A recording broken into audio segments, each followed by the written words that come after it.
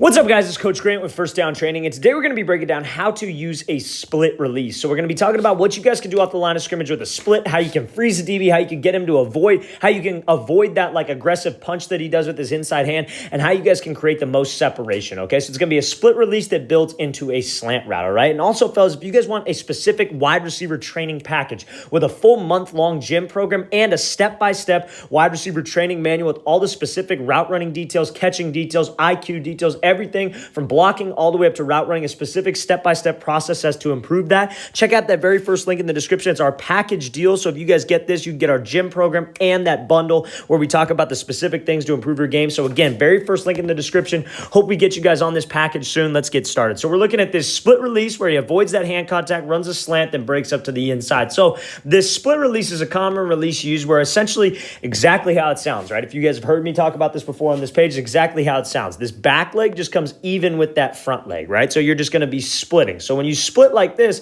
there are a couple different things you could go, but the main thing I want to point out first before we get into any kind of head movement, shoulder movement, and what can make this DB jump is I got to come into a balanced position. I got to come to balance, right? So when you split like this, you want your feet to be like kind of just outside your shoulders, almost shoulder width apart, and you want to make sure you keep a good pad level. What a lot of guys will do on a split release, they won't necessarily get too wide, but their feet will be too close together, so their feet will be super narrow, like this one will be worked in, this one will be worked in, and their chest is straight up in the air. So what's going to happen is if this DB even punches you with one hand like he's trying to do right here, great job shoulder reducing and avoiding that punch by this receiver. But if he were to get hands and jam you and your chest is straight up in the air and your feet were close together, you get completely knocked off of this route because you're not in a balanced position. So on a split release, you got to make sure that we get to this balanced position. I square him up, I'm balanced, and then I can work. Because right now in this situation, he can either push outside or he can push inside, right? So he's giving a little head fake, so obviously he's going to be taking the inside release. But when I split this dude and I know that I could get him either direction because I'm balanced, I'm in an explosive spot, that's when we start to win, and that's when it could start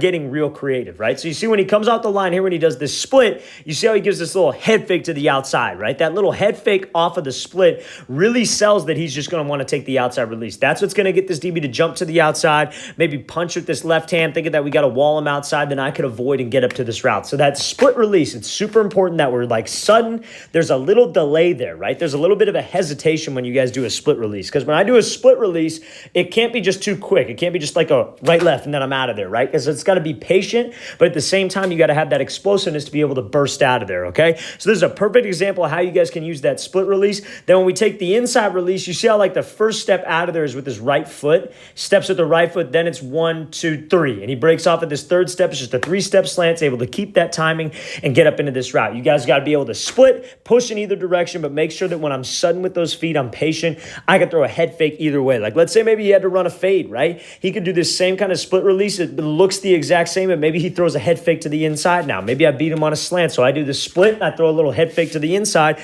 and then I beat him on that race to the back corner. It all builds. If you can make this release look the same, there's so many different things you could do. You could split release and then go a diamond release. Take 3 steps to the outside, get him to bite, then I slip back underneath. I could split, do a dive where I take 3 steps. In this case, I take 3 steps to the inside, try to cross his face, get him to jump, and then I burst back up and run a quick 5-yard out. There's so many different things that you could do off this split release. That's why it's so important to make it look the same, and that's how we can get as much separation as possible. Let's watch it again, full speed one more time. Great split, dip that shoulder, then burst up to that route. All right, guys, I really want to thank you for watching. I really appreciate it. If you guys have any questions at all, please leave those in the comments below. And again, ultimate wide receiver training package, fellas. Full gym program and technique manual. Check out that very first link in the description. It's a step-by-step process to be an ultimate or to ultimately be a better wide receiver and take your game to that next level. So hope we get you guys on that soon. Very first link in the description. I'll see you guys next time.